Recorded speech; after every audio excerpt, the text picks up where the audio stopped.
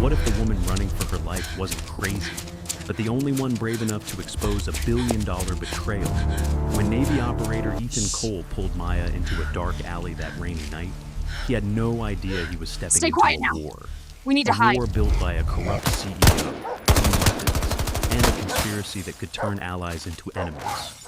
With a bullet in his shoulder and a war-trained dog at his side, Ethan fought an army of mercenaries, infiltrated a skyscraper, and helped Maya send the truth to the entire nation. If you believe justice can still win, if you believe heroes still walk among us, hit subscribe, drop a comment, and stay tuned for more stories that prove courage can change the world. The night air over San Diego was heavy with the scent of impending rain, a low ceiling of clouds pressing down on the quiet streets near the waterfront. Ethan Cole moved through the dimly lit sidewalk with the practiced calm of a man whose instincts never fully slept. Ethan was 33, tall at just over 6 feet, with a physique carved by years in the U.S. Navy, broad shoulders, a defined chest, and arms thick with compact muscle honed through grueling special operations training. His skin was lightly tanned from deployments across the Pacific, and his jawline sharp enough to seem permanently set in determination. His short black hair matched the disciplined neatness of his whole presence, and his dark eyes held a constant alertness. They scanned without seeming to, as though his gaze brushed over every doorway, every reflection, every outsider crossing the street. A lifetime of danger had left its mark on him, discipline etched into posture, vigilance woven into muscle memory, and a quiet severity born from the weight of decisions made in the shadows. Walking beside him was Ranger, his Belgian Malinois partner.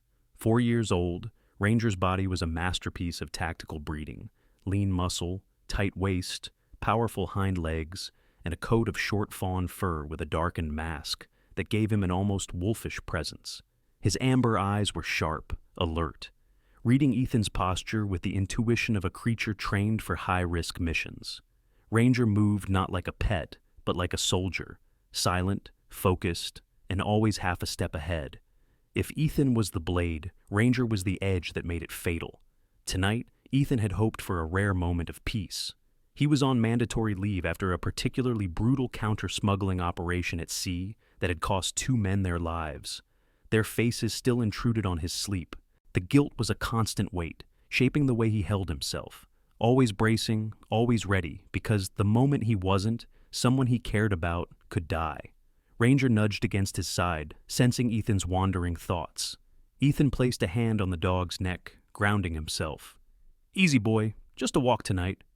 He said it like a promise, though even he didn't believe it, because peace wasn't something men like him ever kept for long.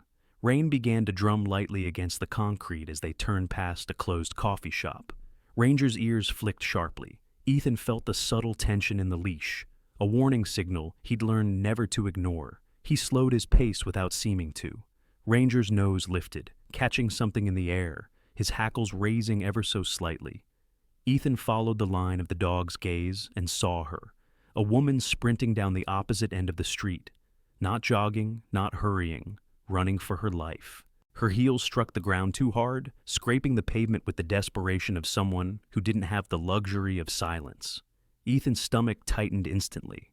The woman was in her late 20s, wearing a fitted gray blazer and pencil skirt that belonged in a boardroom, not a back alley. Her chestnut brown hair, once tied neatly, had fallen loose in tangled strands framing her pale, terrified face. Her large green eyes darted wildly, not looking for a destination, only for escape. Even from a distance, Ethan could see she was exhausted. The way she clutched her side suggested she had been running for far too long, and her breath came in sharp bursts. She stumbled, collided with a mailbox, pushed off it, and kept running. Ranger let out a low, rumbling growl that vibrated up the leash. Ethan shifted, using the reflection of a darkened shop window to trace what she was running from. 3 men, moving fast, moving clean, predatory. They weren't shouting, didn't look angry. They moved with chilling efficiency. Their clothing was wrong for the neighborhood, dark tactical jackets over business attire, their silhouettes bulky with the unmistakable outlines of concealed weapons. The leader was a tall, broad man with a squared jaw and shaved blonde hair, his eyes cold and calculating. His pace was steady, purpose-driven. The two men behind him were smaller but equally disciplined, scanning every angle of the street. They communicated wordlessly, using only gestures, never looking at each other long. This wasn't an impulsive attack or drunken pursuit. This was a hunt, and she was prey. Ethan's mind snapped into operational clarity, an icy calm flooding through him as adrenaline sharpened every detail. He didn't know who the woman was, didn't know what she carried, what she'd done, or why these men were chasing her. But he recognized the pattern: 3 trained operatives closing the net. Civilians around them wouldn't notice, wouldn't interfere, and wouldn't remember their faces. If they caught her, she wouldn't be seen again. Ethan didn't hesitate. "Ranger, on me." The Malinois shifted into a low, silent prowl, muscles coiled for action. Ethan stepped into the building's recessed entryway, angling his body to minimize visibility and timed the woman's trajectory. She was seconds from passing him. Heart hammering, lungs burning, she didn't even see Ethan until his hand shot out. Not violently, controlled, firm, precise. He grabbed her arm just as she was about to run past, and with one calculated motion, he pulled her into the shadows of the narrow alley beside the shop. She gasped, an instinctive, terrified sound, but Ethan's hand came gently but insistently over her mouth. "Quiet," he whispered, voice low and steady. "I'm not here to hurt you, but they are. Don't make a sound." Her body was trembling uncontrollably, her eyes, wide, frightened, shining with tears, locked onto his. She was close enough now that Ethan could see every detail. The freckles barely visible under her makeup, the slight tremor in her lips, the sheen of sweat along her brow. She nodded once sharply. Ranger positioned himself at the mouth of the alley, body rigid, ready to intercept any threat. The 3 men approached. Ethan pressed the woman gently but firmly against the cold brick wall, shielding her with his body without overwhelming her. He could feel her heartbeat like a frantic drum against his chest. The leader's voice echoed faintly. "She went this way." Their footsteps slowed. Someone kicked a trash can, metal clattering against pavement. Ranger's growl deepened, so low it was almost inaudible, vibrating through the alley stones. Ethan's pulse remained steady, not because he wasn't afraid, but because fear sharpened him. The men paused at the alley entrance. The leader peered inside. The darkness concealed Ethan and the woman, tucked behind a rusted dumpster, their forms swallowed by shadow. For a tense moment, Ethan was sure they had been spotted. He saw the leader's hand brush the edge of his jacket, where the distinct outline of a pistol bulged. Then a distant sound, a passing siren, briefly illuminated the street with flashing light. The leader cursed under his breath. "Too exposed. Fall back. We'll intercept at the next point." The men turned and retreated into the rain. Ethan didn't move until their footsteps faded. Only then did he exhale slowly, lifting his hand from the woman's mouth. She inhaled sharply, her breath shaking as though her lungs were relearning their purpose. She stared at him. For a moment, he saw something shift in her eyes, a desperate flicker of trust. Who are you?" she whispered. "Ethan," he said simply. "And that's Ranger." Ranger trotted closer, sniffing her cautiously before settling beside her like a sentinel. She sank slightly, her knees nearly giving out. Ethan caught her elbow, steadying her. "You're safe for now," he said, "but not for long. They'll reroute." She swallowed hard. "My name is Maya Carter." Her voice was soft, but there was intelligence beneath the panic, something analytical trying to reassert itself. "Why were they after you, Maya?" She hesitated. Something in her expression twisted, fear mixed with guilt. "Because I know something I shouldn't," she whispered. "And because they can't let me leave alive."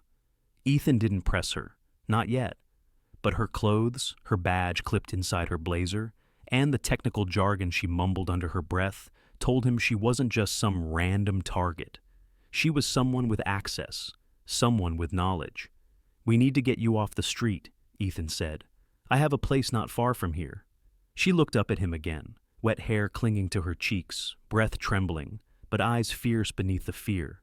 "If you take me with you," she said quietly, "you're putting yourself in the crosshairs. These men, they work for people who can make bodies vanish. Even yours." Ethan's jaw tightened. The memories of his fallen teammates flickered behind his eyes. He had no patience for people who preyed on the vulnerable. "I've been in the crosshairs my whole life," he said. "Come on."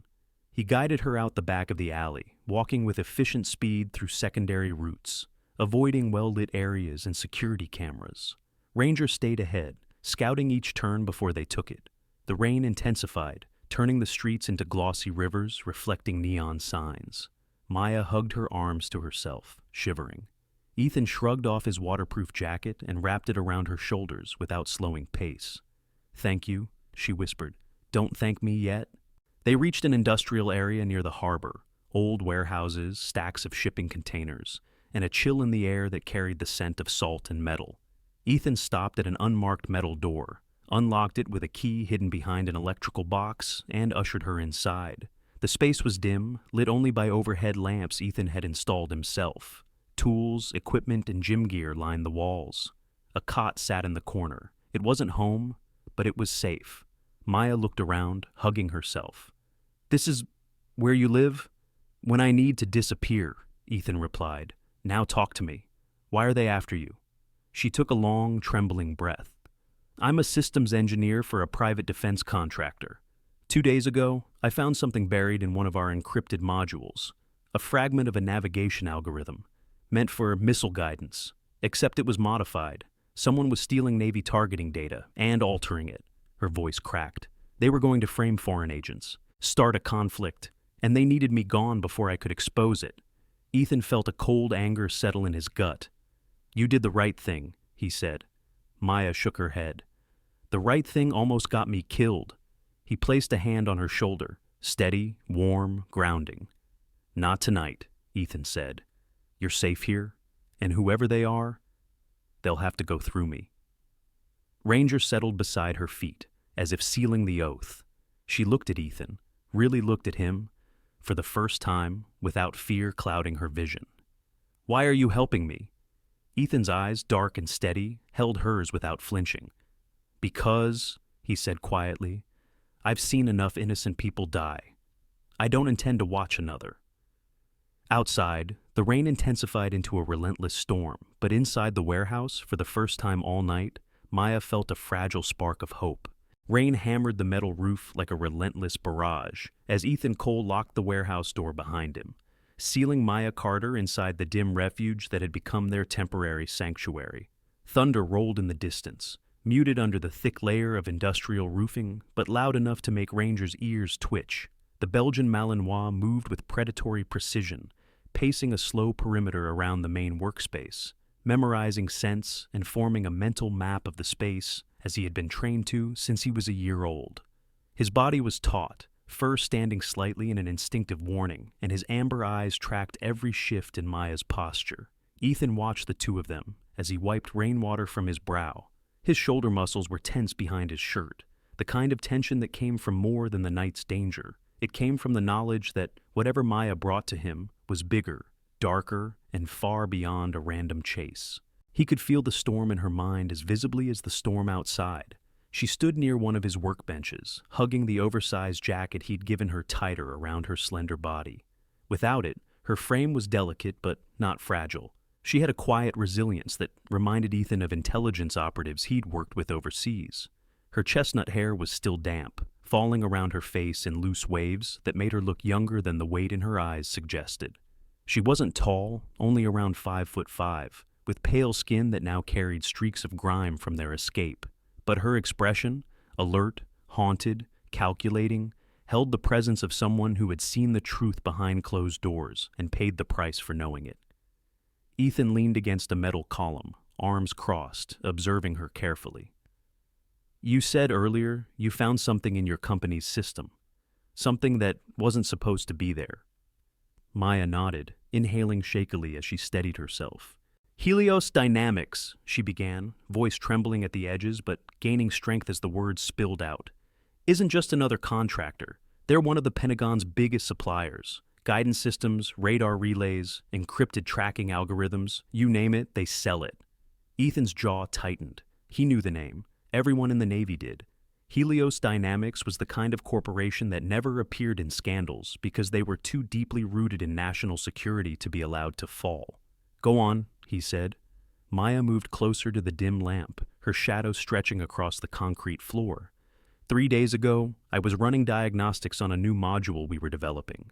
A signal verification protocol meant to authenticate naval coordinates. It was standard work, routine, really. But while I was cross-referencing builds, I found anomalies. Ethan frowned. What kind of anomalies? Changes, she whispered. Lines of code that weren't authored by anyone on the team. Code that mimicked Navy encryption patterns but distorted them at critical junctions. It made it possible to broadcast false identification signals from enemy vessels that would be accepted as U.S. Navy verified. Ethan felt a cold spike of realization. Spoofing the IFF signatures. Maya nodded, eyes bright with fear and fury. Worse than spoofing, it made our ships vulnerable to friendly fire. It could cause an American destroyer to target an Allied frigate because the system believed it was hostile, or failed to defend itself from an actual threat. A single activation could trigger a chain reaction of wrongful strikes. Ethan dragged a hand across his face. Memories flashed behind his eyes, ships lost at sea, operations compromised by missing intel, friends he couldn't save. Someone is setting the Navy up, he murmured. Maya hesitated.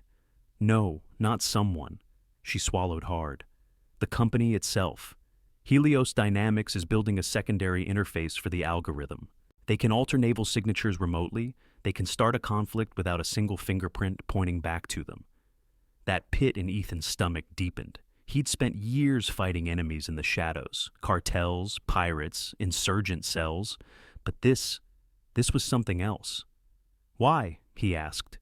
Money, leverage? Both, Maya answered, voice cracking. War is profitable. Chaos is profitable. Helios wants to control the next major geopolitical shift. And if they can manipulate military behavior without detection, they become indispensable. Ranger emitted a low growl, sensing Ethan's rising tension. Ethan knelt and placed a steadying hand on the dog's collar. But where's your proof? Hidden, she said, reaching into the inner pocket of Ethan's jacket still wrapped around her. She retrieved a small key, silver, cold, and slightly bent. I copied the entire module, the corrupted build and the original, and stored it on an encrypted solid-state drive.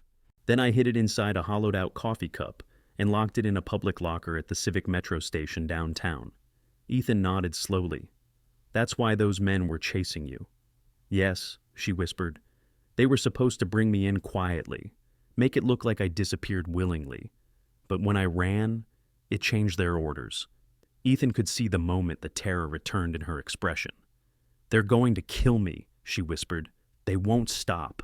Not until Helios gets that drive back or silences me permanently. Ethan stepped toward her, steady and controlled.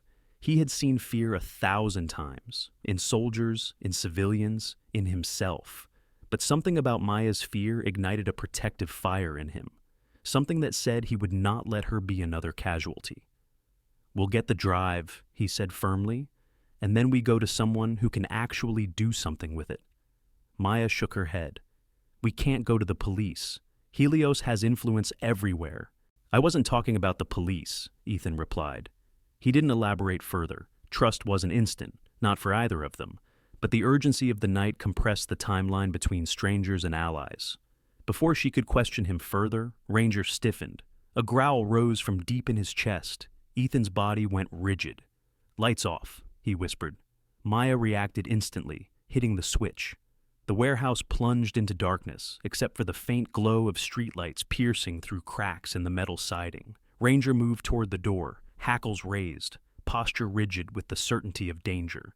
Ethan grabbed the pistol from the hidden compartment beneath his workbench. He pressed a finger to his lips, signaling Maya to stay low. She ducked behind a stack of crates, heart pounding so loud she feared the intruders could hear it. Then she felt it, the vibration. A low rumble shuddered through the concrete floor, followed by the screech of metal stressed beyond its tolerance. Ethan's eyes widened. "Get away from the door!" he shouted in a whisper. The words had barely left his mouth before the entire warehouse door buckled inward with a deafening metallic shriek. A reinforced black SUV crashed through, ripping the hinges off the frame. Rain sprayed inward from the gaping hole, illuminated by the SUV's headlights. Maya screamed and clamped a hand over her mouth, trembling. Ethan didn't hesitate. "Down!" he barked. Two men emerged from the SUV, both armed. Not the same operatives from earlier. These were a different breed. Bigger, better equipped. One had a shaved head, a thick neck, and sleeves rolled up to reveal tattooed arms marked with military symbols. His eyes were dead, mechanical, void of empathy. The other man was leaner, wiry, wearing tactical gear and carrying a short-barreled rifle fitted with a suppressor. Ethan recognized them instantly.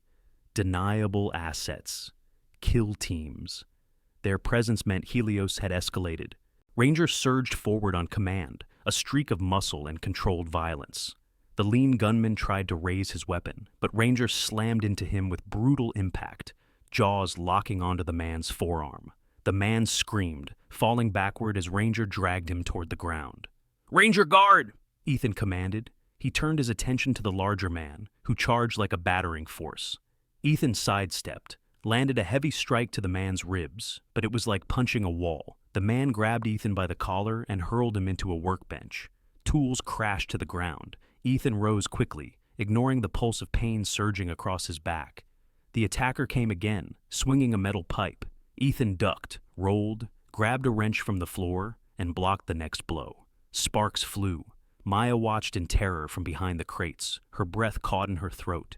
She saw Ethan, strong, fast, controlled, yet human, bleeding.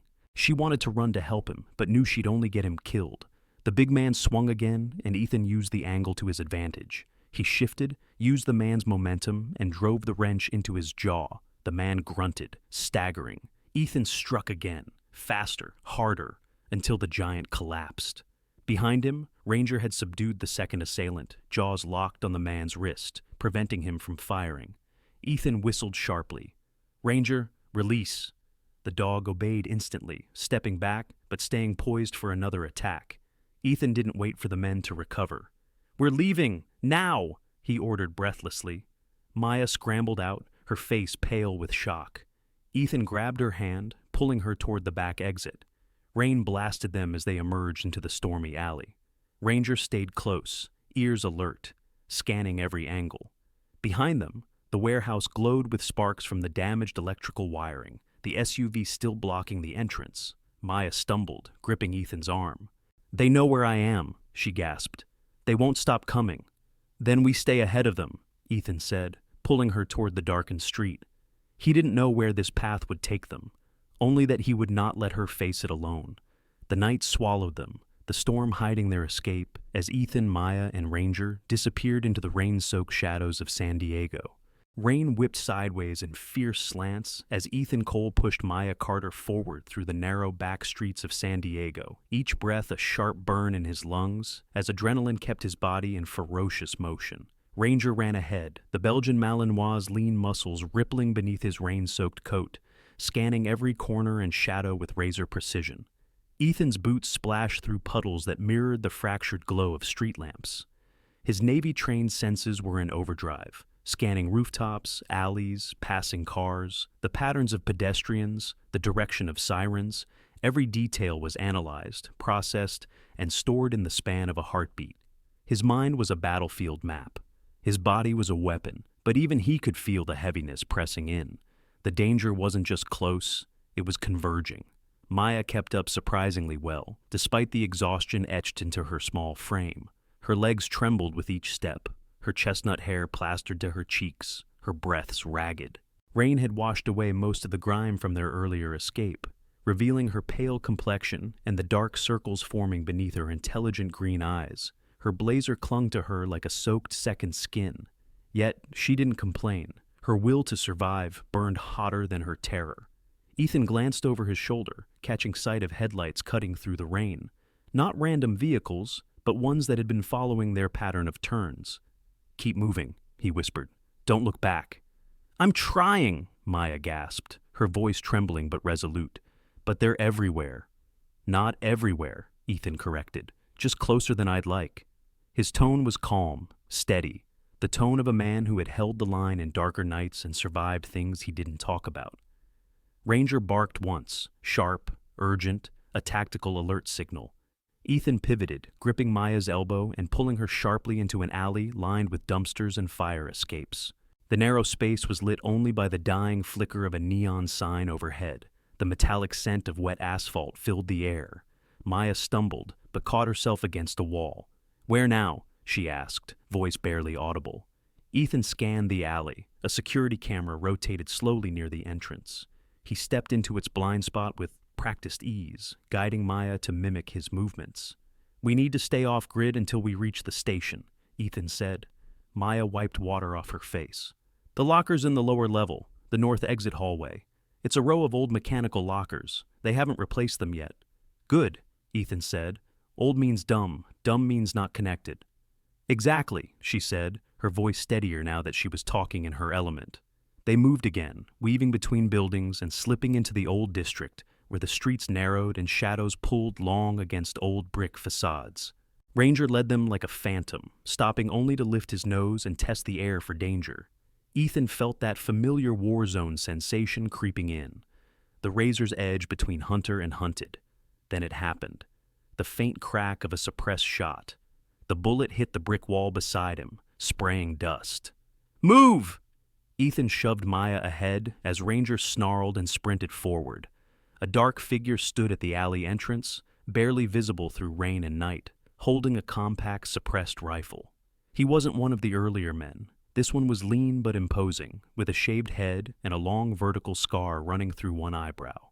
His face held the hardened calm of a man who'd killed often and didn't mind doing it again. Ethan didn't hesitate. He ducked behind a dumpster, pulling Maya with him. Ranger lunged, darting through darkness with predatory grace. The man fired again, but Ranger was already airborne. The dog hit him squarely in the chest, teeth locking onto the man's weapon arm. The mercenary shouted and slammed into the wet pavement. Ethan used the moment to pull Maya up. "Ranger won't hold him long. Move!" They sprinted out the other side of the alley, footsteps echoing against concrete. Maya looked back once, seeing Ranger dragging the attacker across the pavement.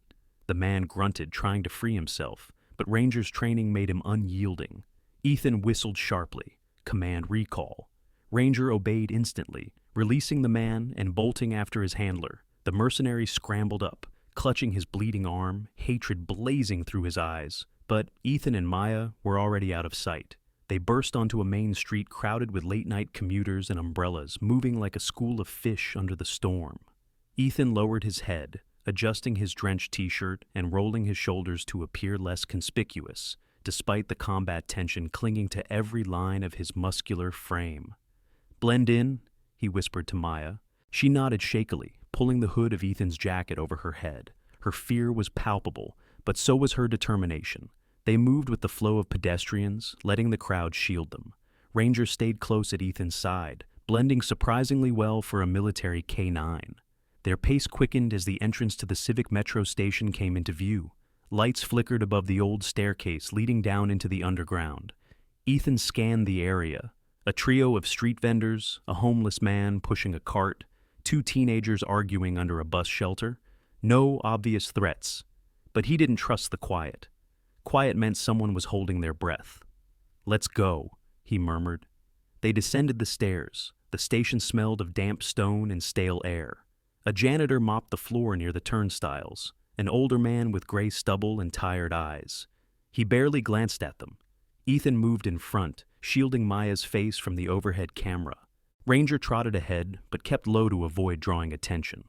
They passed through the station with practiced subtlety, turning into the north corridor, a long hallway lined with old metal lockers. Maya's heart pounded as she approached locker 214. Her hands shook violently as she inserted the key. Ethan stood behind her, pistol hidden under his shirt, ready. The lock clicked.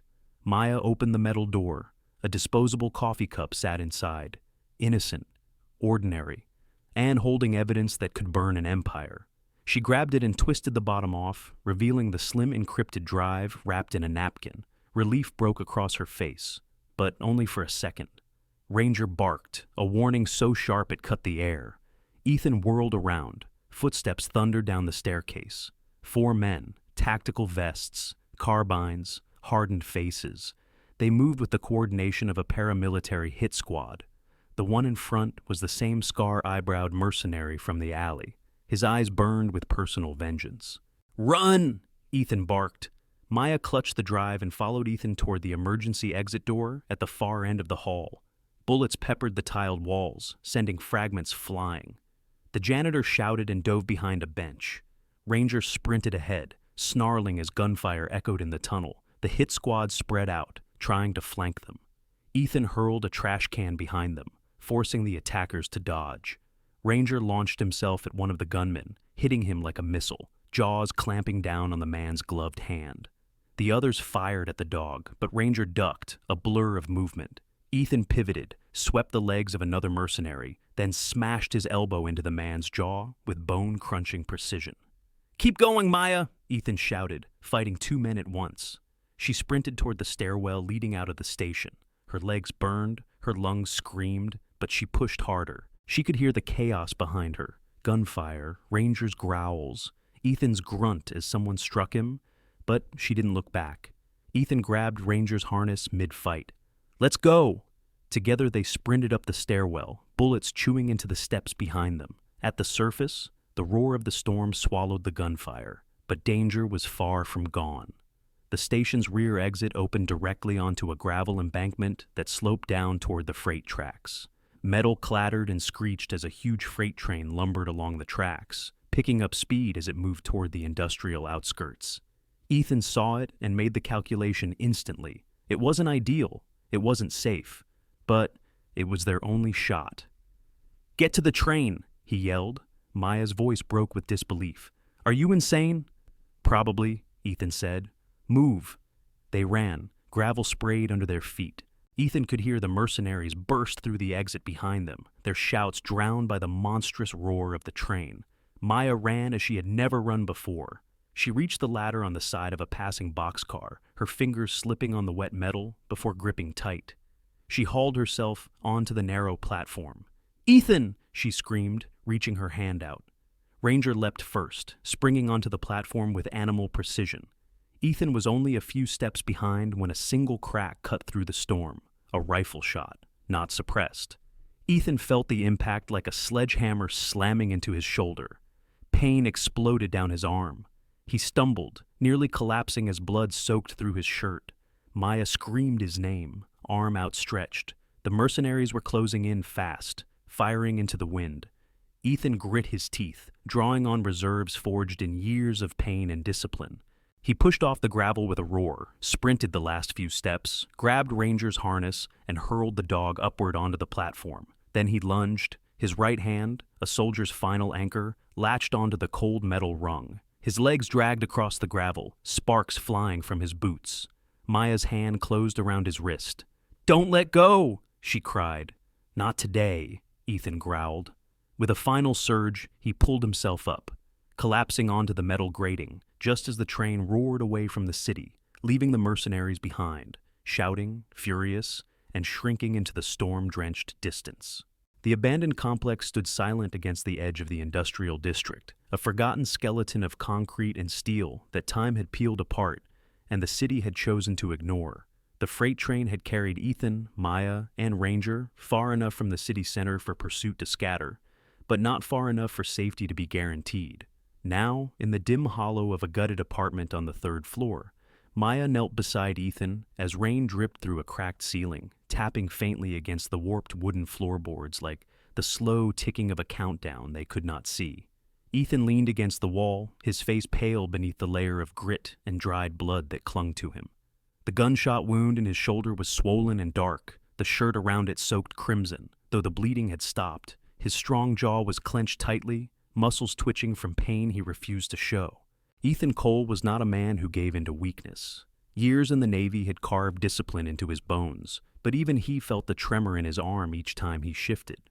Ranger lay beside him, the Belgian Malinois chest rising and falling steadily, his sharp amber eyes never moving from the shattered doorway, guarding them with the silent intensity of a trained soldier.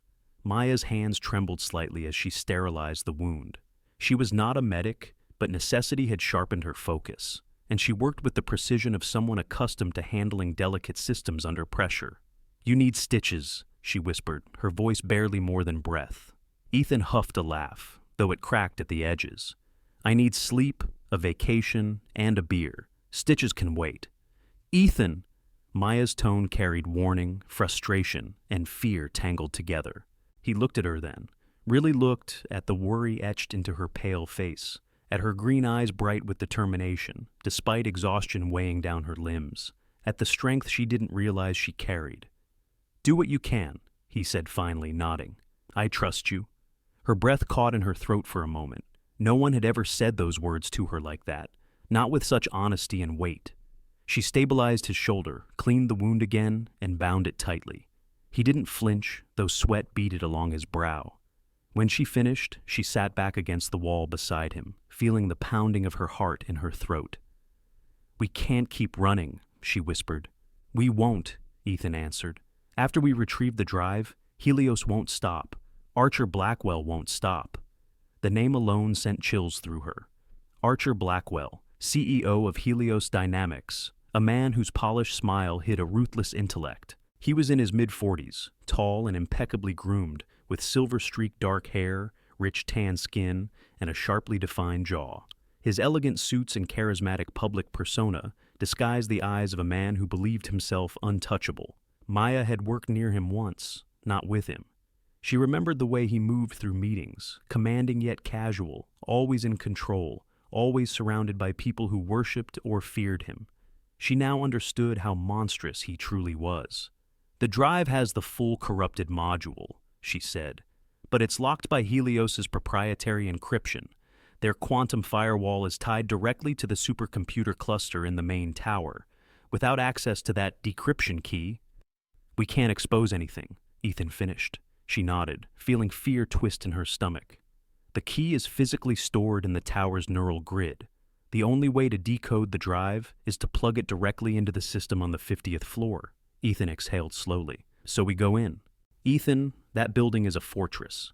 Every fortress has doors, Ethan said. Tonight, Helios Tower is hosting their Aegis demonstration gala. Hundreds of guests, media, politicians. The security protocols will be stretched thin. Maya stared at him, the realization dawning like a cold sunrise. You're planning to infiltrate the event? We're not getting another chance, Ethan said. Blackwell announces Aegis tomorrow. Once that happens, the system will go global. When the world believes your weapon is the solution, no one questions the danger behind it. Maya looked at her hands, hands that had typed commands she thought would protect the country, hands that accidentally uncovered betrayal buried in the cold lines of code. I can get us past the biometric panels, she said softly. I know the layout. I know the staff patterns. Ethan smiled faintly, despite the pain tightening around his shoulder. Then it's settled. Ranger rose and licked Ethan's chin, sensing his master's resolve. Ethan scratched behind the dog's ears with his good hand. We're going to need you, buddy. Hours later, the three stood in the shadow of Helios Tower, an obsidian blade piercing the night sky, its glass facade glowing under banners showcasing the Aegis system. The building exuded an air of power and arrogance, as if aware it housed secrets worth killing for. Ethan wore a tailored suit acquired from a high-end rental shop with cash he had kept for emergencies. The suit stretched across his muscular frame, failing to completely hide the bandages beneath, but his posture was steady, confident. He looked like a man who belonged among the city's elite. Maya had transformed completely. Her hair was styled into a sleek twist, her makeup minimal yet elegant, her figure draped in a fitted black dress and metallic ID badge that marked her as a senior systems analyst. Her expression was calm, professional, and sharp. She looked every bit the brilliant engineer she had once been inside this building. Ranger remained in the car, hidden in the back seat, waiting for the signal. Ethan gave him a final command. Guard, wait for my call. Ranger sat obediently, though his intense gaze showed he wasn't pleased to be left behind. Ethan and Maya blended into the steady stream of arrivals. Flashing cameras from the media wall, sleek black suits, shimmering dresses, the low hum of wealthy conversation. It was a glamorous mask hiding a poisonous core. Inside, security was tight but distracted by high-profile guests. A guard scanned Ethan's ID. Retired Navy? He asked casually. Private contractor now, Ethan replied smoothly. Consultant for Aegis. The guard nodded with instant respect. Ethan smiled, hiding the urgency coiling inside him. They crossed the marble-floored lobby and moved toward the internal elevator bay. Maya swiped her forged keycard. The elevator chimed and opened. They stepped inside, and Maya inserted the drive into a maintenance panel she had manually overridden. The elevator lights flickered. Ethan tensed. "It's fine," Maya said. "Just rerouting the access. We'll reach the 50th floor without logging into the central system." The elevator began to rise, smooth and quiet, but Maya's breath grew shallow. Ethan saw it, fear creeping in despite her efforts. He reached out and brushed her hand with his. "We end it tonight," he said softly. "You're not alone." Her eyes glistened with gratitude she didn't speak. The elevator stopped. The doors opened to the cold, sterile glow of the supercomputer level. The room was vast and quiet, filled with towering black server racks that hummed with immense power. Blue LED strips illuminated the narrow pathways between them like fault lines. Maya moved quickly, typing commands into the central console. "It'll take a few minutes," she said. "Once the system authenticates the drive, it will automatically push the data to every federal cybersecurity node." "How long is a few minutes?" Ethan asked. "4, she said. "Maybe 5. Ethan exhaled. "Then we hold for 5. But fate had never been kind enough to give them that long. A soft chime echoed across the room. The elevator at the far end opened. Archer Blackwell stepped out. His appearance was immaculate, tailored navy tuxedo, polished shoes, silver cufflinks glinting under artificial light. His hair was styled perfectly, his skin smooth and tanned, his posture tall and commanding. But his eyes, sharp, icy blue, held a chilling familiarity. The eyes of a predator who enjoyed control. "Maya," he said, his voice smooth as silk laced with venom. "I wondered when you'd come crawling back." Maya froze. Ethan stepped in front of her instantly, his stance lowering. Blackwell smiled, slow and mocking. "And you must be the stray soldier causing so many of my men trouble tonight." 2 armed guards stepped out behind Blackwell, both tall, muscular, and cold-eyed. More shadows sculpted into human form. Ethan's muscles tensed. His wounded shoulder burned hot, but he ignored it. Blackwell sauntered closer. "You should have stayed hidden, Maya. You had such potential, such brilliance. But brilliance without obedience, that becomes a liability." He raised a sleek silver pistol. Maya gasped, stepping back. Ethan moved to intercept. But before the trigger could pull, a deafening crash erupted. The emergency access door burst inward as Ranger sprinted into the room like a bullet fired from a cannon. The dog launched at one guard, slamming him to the floor. Ethan surged into motion, tackling the second guard with brutal precision. The impact sent shockwaves down his wounded arm, but he fought through the pain. Blackwell fired, but the shot ricocheted off a metal rack as Maya ducked. Ethan grabbed the gunman's wrist and twisted hard, forcing the rifle away. He slammed the guard into a server cabinet, rendering him unconscious. Ranger had pinned the first guard by the throat. "Ranger, hold!" Ethan commanded, breath ragged. Blackwell backed toward the console, rage twisting his face. "You can't stop it," he shouted. "Helios is bigger than you, bigger than laws, bigger than governments." His words cut off. The system chimed. Maya stared at the terminal, tears forming. "The upload! It's done!" Ethan staggered toward her. "You got it?" She nodded. Everything was broadcast, to the Pentagon, to the FBI, to every federal node. Ethan turned toward Blackwell, who stood frozen, eyes wide with disbelief. For the first time, the CEO looked small, human, defeated. He reached for his gun, but Ranger was already there, teeth bared, growling with lethal promise. Blackwell froze. Ethan stepped in front of Maya, placing a steady hand on her back as distant sirens wailed from below, growing louder by the second. "It's over," he said quietly. Maya let out a breath that trembled with relief and disbelief. "It's finally over." And for the first time since they met, Ethan allowed himself to believe it too. The moment the encrypted data finished uploading through the Helios neural grid, alarms began to howl throughout the tower, shrill mechanical warnings layered over the distant wail of approaching sirens. The 50th floor pulsed red as emergency lights strobed against the polished steel server racks, transforming the entire level into a chaotic battlefield of shadows and flashing color. Ethan stood with Maya behind him, his breathing heavy but steady, the ache in his wounded shoulder now a spreading fire beneath his suit jacket. Ranger remained locked on Archer Blackwell, the Belgian Malinois' posture stiff, fangs bared, chest rising and falling, with sharp, controlled breaths. Blackwell had frozen where he stood, disbelief painted across his once unshakable features. His manicured hair was disheveled, his sharp blue eyes wide with outrage and fear. "You fools!" he spat at them, though the fear in his voice cracked through the confidence. "You think sending a single file will topple me? You have no idea what forces you've provoked." Maya stepped out from behind Ethan, her expression calm and resolute, her dark hair falling slightly from its twist as sweat glistened along her temples. "The Pentagon, the DoD's Cyber Defense Division, the FBI, every federal algorithm saw your confession," she replied, "and your backdoor code, and the payment logs, and the communication scripts you tried so hard to bury." Ethan moved closer to Blackwell, his tall frame casting a hard shadow across the polished floor. "It's over," he said, his voice low and final. Blackwell looked ready to scream again, but he never got the chance. The floor beneath them trembled as heavy boots thundered through the stairwell. The double doors burst open with a violent crash, splinters of reinforced wood scattering across the metal flooring. A full FBI HRT hostage rescue team flooded the room in tactical waves. Men and women in black ballistic gear moved with military precision, assault rifles raised, laser sights crisscrossing through the fog of flashing lights.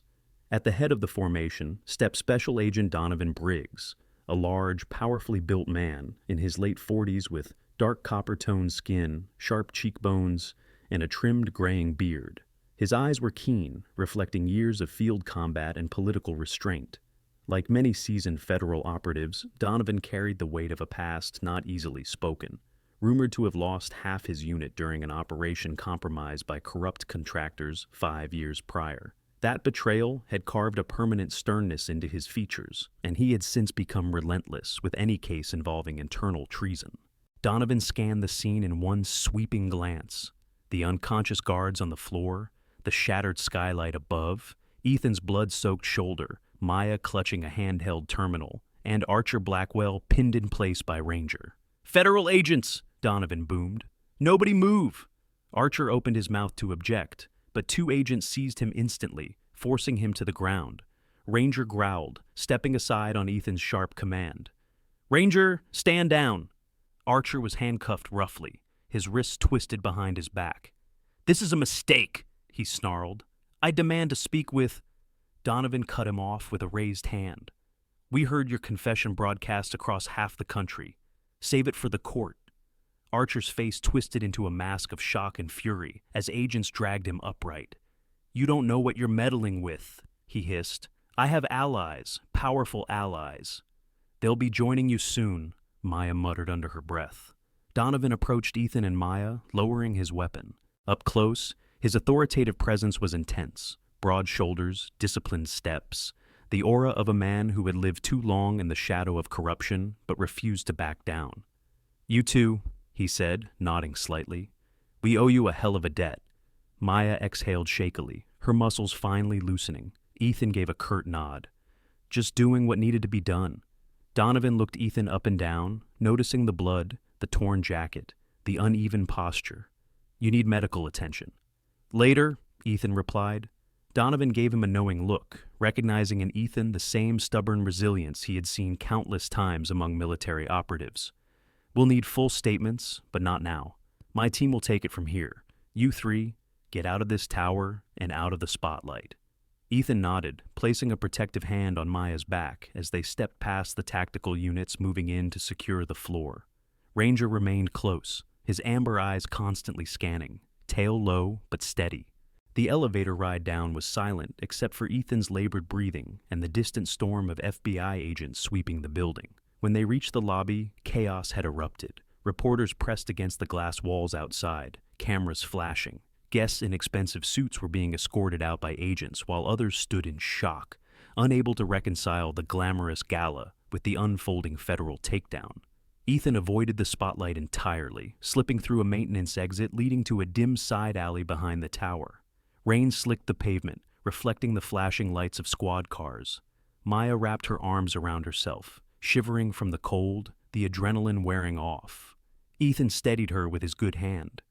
"It's done," she whispered, voice trembling with exhaustion and relief. "It's really done." "Yeah," Ethan said softly. "You were incredible up there." She looked up at him, the soft glow of distant emergency lights illuminating her eyes. "I couldn't have made it without you." Ranger pressed gently against Ethan's leg, as if reminding him he was part of that sentence too.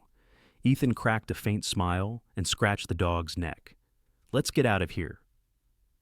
A week passed. The world moved fast in the aftermath. Helios dynamics collapsed overnight. A federal task force dismantled the inner corruption.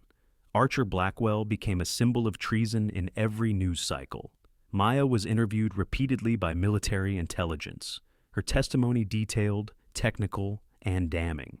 Ethan spent most of the week in medical recovery while Navy officials quietly praised him off record. Ranger earned an unofficial commendation for bravery, though Ethan had jokingly told Maya that the dog preferred steak over medals anyway.